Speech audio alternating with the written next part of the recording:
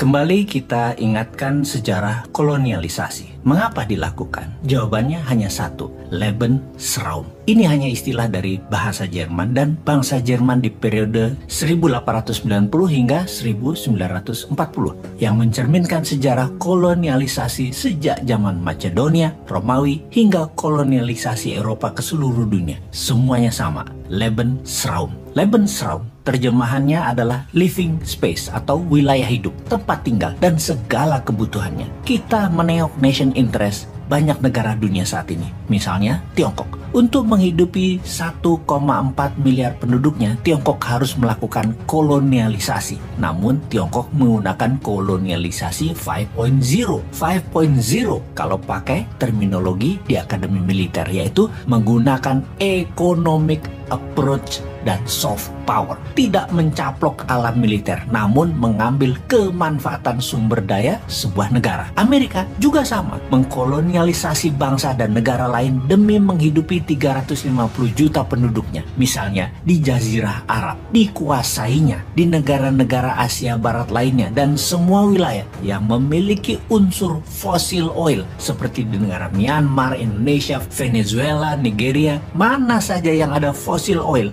Amerika masuk mengendalikan dengan hard power, dengan tekanan premanisme. Itulah mengapa kalau kesadaran bernegaranya rendah, sebuah negara yang pimpinannya lemah, negara tersebut memiliki sumber daya alam yang besar, maka kepastiannya yang bisa terjadi adalah takluk oleh Tiongkok atau ditaklukkan oleh Amerika. Bahkan ada yang takluk kepada keduanya. Intinya pastinya sumber daya alamnya yang disikat. Miskin nantinya seperti Nauru, negara kepulauan di selatan Pasifik yang kaya akan fosfat. Dalam 40 tahun disedot Amerika sampai nol. Sekarang miskin itu negara Nauru. Pemimpin lampaunya menjual tanah air sumber daya alam Nauru dan tidak menjadikan Nauru negara produktif, memanfaatkan kekayaan tersebut menjadi modal untuk membangun industri, tapi malah menjadikan negara konsumtif, paling berdagang aja. Kembali ke Lebensraumnya Rusia, negara yang wilayah daratnya luas, penduduknya 150 jutaan, namun sangat berambisi untuk mengembalikan kejayaan Soviet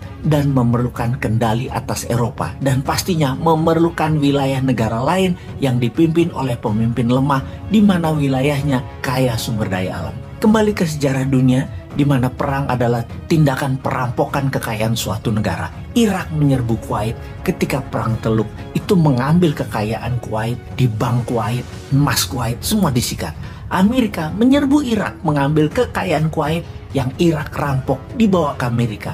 Juga sewaktu peristiwa di Libya, di Benghazi, itu perampokan kekayaannya Gaddafi, dibawa ke Amerika. Ada juga masanya Nazi, serbu Belanda, ambil cadangan emas Belanda dari rampokan kekayaan Nusantara.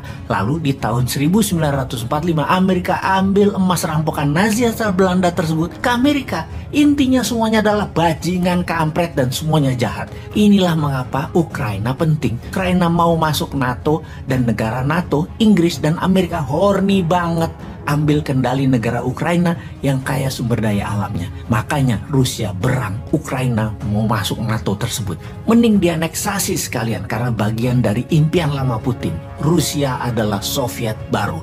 Pertanyaan berikutnya, emang Ukraina punya apa sih? Ukraina itu memiliki cadangan uranium terbesar di Eropa, cadangan titanium nomor 2 di Eropa, 12% cadangan manganis dunia, cadangan shale gasnya nomor 3 terbanyak di Eropa, cadangan batu baranya nomor 7 terbesar di dunia, cadangan iron ore-nya nomor 2 terbesar di dunia. Ditambah lagi, Ukraina adalah negara agrikultur yang besar. Secara lahan, Ukraina terbesar di Eropa. Ranking dalam memproduksi pangan agrikultur masuk top 5 dunia sebagai penghasil sunflower nomor 1 dunia, barley nomor 2 di dunia, kentang nomor 4 di dunia, lebah madu nomor 5 di dunia, telur ayam nomor 9 di dunia, gandum produksi nomor 8 dunia, dan lain sebagainya. Secara kalkulasi, hasil agrikultur Ukraina dapat memproduksi makanan untuk memenuhi kebutuhan 600 juta manusia. Di sisi lain lagi yaitu secara produksi industri Ukraina. Nomor 3 dunia produksi dan pengekspor besi.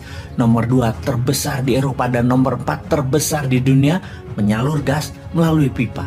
Nomor 1 di Eropa penghasil amonia. Nomor 4 dunia penghasil turbin nuklir. Nomor 4 dunia penghasil peluncur roket. Nomor 9 dunia penghasil peralatan perang, penghasil titanium, tanah lempung, or dan konsentrat. Semuanya top 5 produser dunia. Kembali ke Lebensraum. Rusia bukan hanya menganggap Ukraina adalah satu rumpun, satu bangsa, satu sejarah seperti satu Nusantaranya di ASEAN, Indonesia. Tetapi demi hajat hidup, Rusia menyerang Ukraina, kemudian akan memasang presiden boneka pemimpin Kiev yang pro-Rusia. Dapat dipastikan itu semua segera akan terjadi. Di Indonesia imbasnya bagaimana? Siap-siap BBM naik di Indonesia, siap-siap harga listrik naik, siap-siap biaya-biaya akan naik, siap-siap daya beli turun. Kalau pemerintah penguasanya masih fokus pada kerja proyek, biar keadaan domestiknya nanti loh. Semua ini kita nanya, pada kerja apa dikerjain sih?